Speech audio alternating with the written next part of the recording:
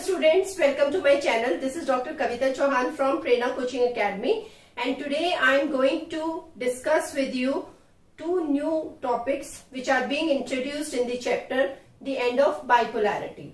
This is part 3 for this chapter. इससे पहले part 1 और part 2 मैंने अपलोड किया था, जिसके लिंक्स डिस्क्रिप्शन बॉक्स में दिए हुए हैं, तो आप वो वीडियोस भी देख सकते हैं। उसके अलावा मेरे जो और पॉलिटिकल साइंस के वीडियोस हैं और क्लास 12 इंग्लिश से रिलेटेड भी कुछ वीडियोस हैं, जिनके लिंक्स डिस्क्रिप्शन बॉक्स में लिखे हुए हैं। And also you are requested to subscribe to my channel and press the bell icon, ताकि मेरे सारे वीडियोस की अपडेट आपको रेगुलरली मिलती रहे।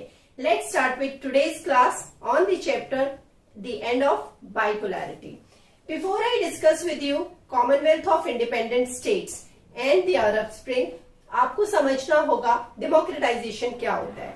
सो जब डेमोक्रेटाइजेशन की बात करते हैं, so in world politics it is the transition to a more democratic political regime including substantive political changes moving in a democratic direction. किसी भी पॉलिटिकल सिस्टम में अगर बदलाव किया जाता है और वो जो बदलाव होता है वो डेमोक्रेटिक तरीके से किया जाता है और डेमोक्रेटिक प्रिंसिपल्स को इंट्रोड्यूस किया जाता है उस सिस्टम में, जो उसे एक डेमोक्रेटिक डायरेक्शन देता है, इस पूरे प्रोसेस को डेमोक्रेटाइजेशन कहते हैं। तो किसी भी सिस्टम का जो ये बदलाव होता है किसी अथॉरिटेरियन सिस्टम से या ऑटोक्रेटिक रूल से या जो नॉन डेमोक्रेटिक सिस्टम है उससे, और डायरेक्शन जो होती है यहाँ पे वो होती है डेमोक्रेटिक, उसको हम कहते हैं डेमोक्रेटाइजेशन। जब हम डेमोक्रेटाइजेशन की बात करते हैं तो यहाँ पे हम डिस्कस करेंगे कि जब सोवियत यूनियन डिसइंटीग्रेट हुआ तो जो 15 रिपब्लिक्स पहले यूएसएसआर का हिस्सा थे, अब वो इंडिपेंडेंट स्टेट्स फॉर्म हो रहे थे, और क्योंकि कम्युनिस्ट रेजिम कोलैप्स हो चुका था, ये जो कंट्रीज थी they were more open to democratic political systems. तो यहाँ पे एक ट्रांजिशन हुआ जिसको शॉक थेरेपी का भी नाम दिया गया। इसके बारे में अब हम डिस्कस करेंगे कि ये जो न्यूली इंडिपेंडेंट स्टेट्स थी, इन्होंने एक ऑर्गेनाइजेशन बनाई जिस ऑर्गेनाइजेशन का नाम था the Commonwealth of Independent states. Soviet union disintegrate होने के बाद Belarus, Ukraine and Russia they signed a creation agreement on 8 December 1991, thus forming the Commonwealth of Independent States. It declared that it would be open to all republics of former Soviet Union and also other states which were willing to be part of this Commonwealth of Independent States. तो शुरू में 3 states ने एक creation agreement sign किया था।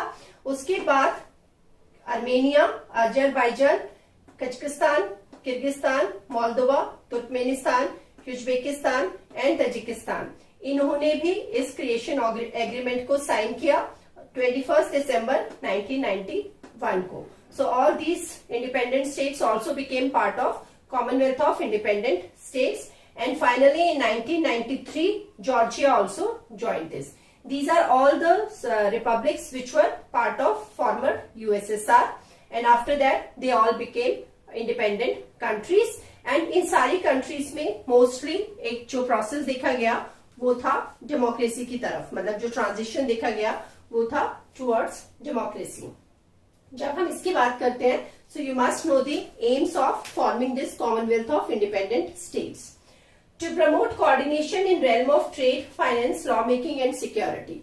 कि ये जो सारा रीजन था या जो ये स्टेट्स थी, इन स्टेट्स में जो ट्रेड है, फाइनेंस है, लॉ मेकिंग है, सिक्योरिटी है, आपस में इन स्टेट्स में एक कोऑर्डिनेशन होगी जिसको प्रमोट किया जाएगा। Second is to support cooperation on democratisation.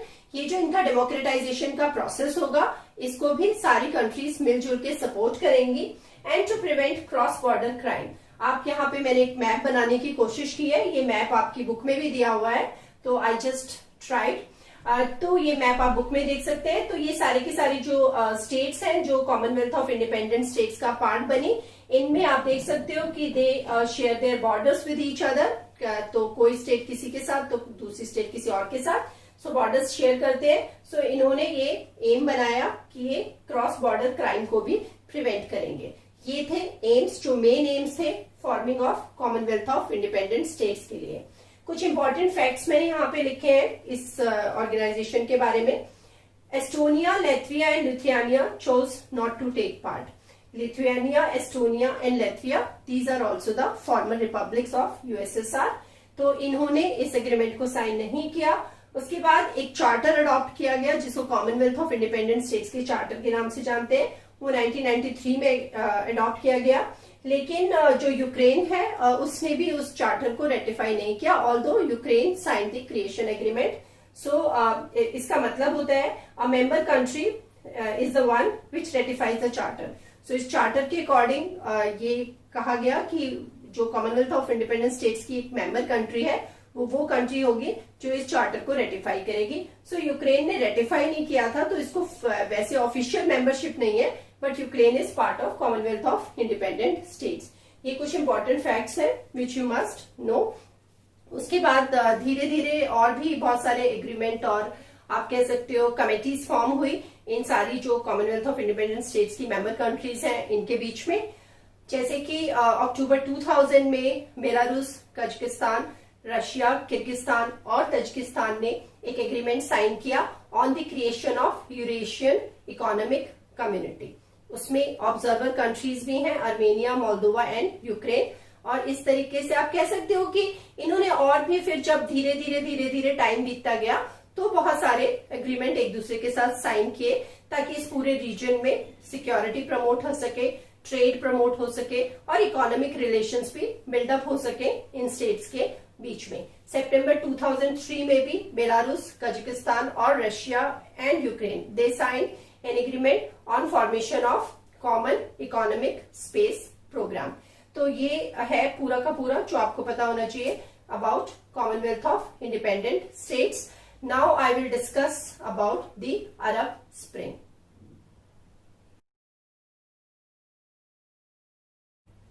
Let's discuss the Arab Spring now.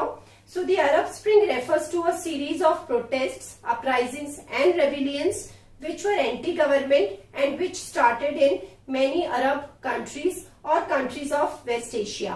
ये जो 21st सेंचुरी की बिगनिंग थी, इस बिगनिंग के साथ कुछ नई डेवलपमेंट्स थी जो यहाँ पे देखी गई and these developments were related to democracies and democratisation.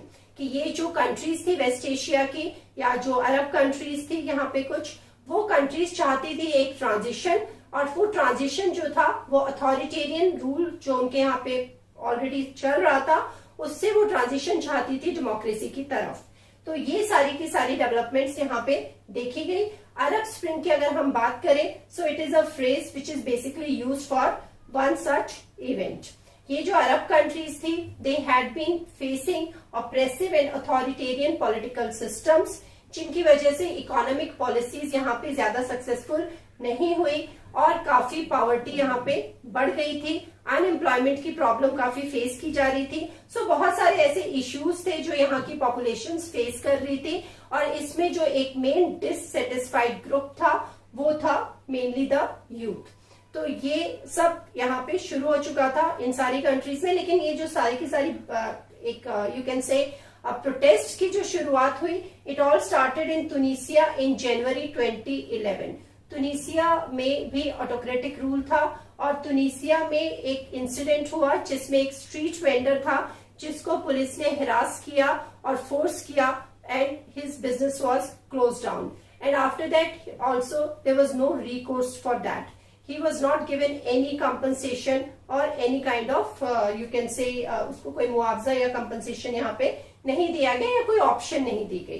तो ये जो स्ट्रीट वेंडर था उसने सेल्फ इमोलेशन किया और उसकी डेथ के बाद it all sparked of. People came out on streets and they started protesting against the autocratic rule. ये जो स्ट्रगल थी कहने को तो शुरू हुई थी because people were facing mainly 3 issues here, poverty, unemployment and corruption. तो ये शुरू तो हुई थी इन सारे इश्यूज के against, but you can say that gradually it also started demanding the you can say change of political system. So the demand for democracy also started in Tunisia and gradually then it also spread throughout the Muslim dominated Arab countries in West Asia. West Asia की कुछ countries के मैंने यहाँ names लिखे हैं, Bahrain, Armenia, Azerbaijan, Georgia, Saudi Arabia, Turkey etcetera. और Arab countries की भी कुछ नेम्स हैं जो पूरे अरब वर्ल्ड को सिग्निफाई करती हैं, जैसे कि Egypt, Syria, Tunisia, Lebanon, Bahrain etcetera. तो ये पूरा का पूरा जो अरब वर्ल्ड था, आप कह सकते हो यहाँ पे अब ये प्रोटेस्ट शुरू हो गए और फैलने शुरू हो गए। सेकेंड जो इम्पोर्टेंट बात आपको यहाँ पे पता होनी चाहिए, दैट वाज कि इजिप्ट में भी यहाँ पे 1979 से जो रूलर रूल कर रहे थे, Hosni Mubarak, he also had to step down due to massive democratic protest in February 2011।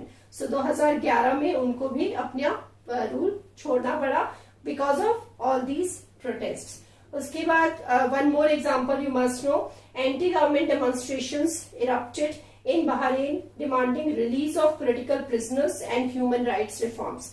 So Bahrain में भी एंटी गवर्नमेंट डेमोन्स्ट्रेशन शुरू हो गई थी। उसके बाद लीबिया में भी गवर्नमेंट क्रैकडाउन जब हुआ, गवर्नमेंट ने मतलब प्रोटेस्टर्स के खिलाफ बहुत एक्शन लिया, so it also sparked off a civil war. So कुछ एग्जाम्पल्स मैंने यहाँ पे दिए हैं। बेसिकली तुम्हें समझना ये है कि ये जो वेस्ट एशियन कंट्रीज थी या अरब वर्ल्ड की कंट्रीज थी, क्योंकि इन कंट्रीज में अथॉरिटेरियन सिस्टम्स थे, सो इन सिस्टम्स के खिलाफ जैसे ही एक इंसिडेंट यहाँ पे सामने आया, यहाँ पे सोशल मीडिया का बहुत रोल रहा, क्योंकि सोशल मीडिया ने ये जो तुनिसिया इवेंट था, इंसिडेंट था, इसको काफी कवरेज दी थी and it helped in spread of further movements you can say, और यहाँ पे इस पूरे रीजन में पॉलिटिकल मूवमेंट शुरू हो गई। हालांकि आज की तारीख में अगर मैं बात करूं तो ऐसा नहीं है कि यहाँ पे सारी प्रॉब्लम्स सॉल्व हो गई हैं, क्योंकि ये जब मूवमेंट्स हुई उनके बाद जब बहुत सारी कंट्रीज में पॉलिटिकल सिस्टम्स चेंज हुए, लेकिन वो सब भी ultimately in many parts it resulted in a political chaos, और अभी भी काफी इश्यूज यहाँ पे कंट्रीज फेस कर रही है। अगर आपको करंट सिचुएशन देखनी है बेलारूस की, तो आप वो भी देख सकते हो, वहां पे भी अभी तक ये प्रॉब्लम्स जो है बार बार सरफेस हो रही हैं या इश्यूज सरफेस हो रहे हैं। तो ये है सारा कुछ आपको पता होना चाहिए अरब स्प्रिंग के बारे में। अभी यहाँ पे मैं एक और टॉपिक डिस्कस करूंगी जो चैप्टर में दिया हुआ है, the conflicts and tensions in the Central Asian states, क्योंकि जो सेंट्रल ये पूरा रीजन आपको एक स्टोरी की तरह से समझ आ जाना चाहिए कि जब हम यहाँ पे वेस्ट एशिया है, अरब वर्ल्ड है या सेंट्रल एशियन स्टेट्स है, तो इन सब में ही मोस्टली आप कह सकते हो कि अथॉरिटेरियन सिस्टम्स रहे सालों साल से, या कह सकते हो कि कुछ कंट्रीज में सेकेंड वर्ल्ड वॉर के एंड के बाद शुरू हुए थे मेनली। तो अब वहां पे ये डेवलपमेंट्स होती गई और कभी सिस्टम इधर बदला, कभी उस साइड बदला, लेकिन प्रॉब्लम्स खत्म नहीं हुई। तो आप डिस्कस करते हैं सेंट्रल एशियन स्टेट्स में जो कॉन्फ्लिक्ट्स और टेंशंस हुई सोवियत यूनियन के डिसइंटीग्रेशन के बाद।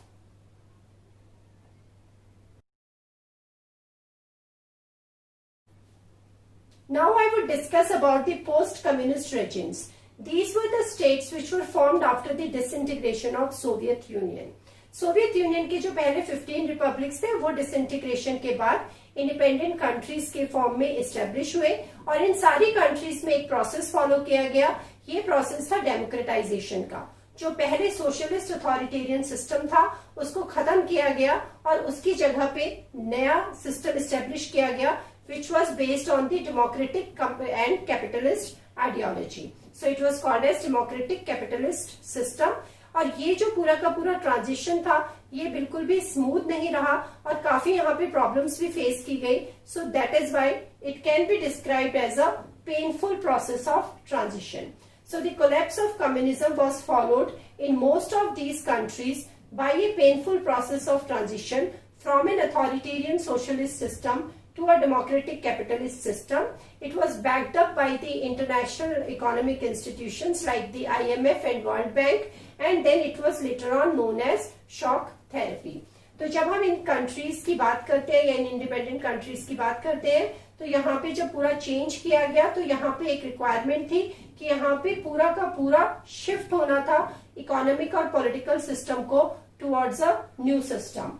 So it gradually brought ruins to the economies and disaster upon people of this region. लेकिन धीरे धीरे ये जो ट्रांजिशन हुआ था इसकी वजह से फायदा कम हुआ, नुकसान ज्यादा हुए. यहाँ की जो इकोनॉमीज थी वो फेल होने लगी और काफी यहाँ पे लोगों को प्रॉब्लम्स फेस करनी पड़ी.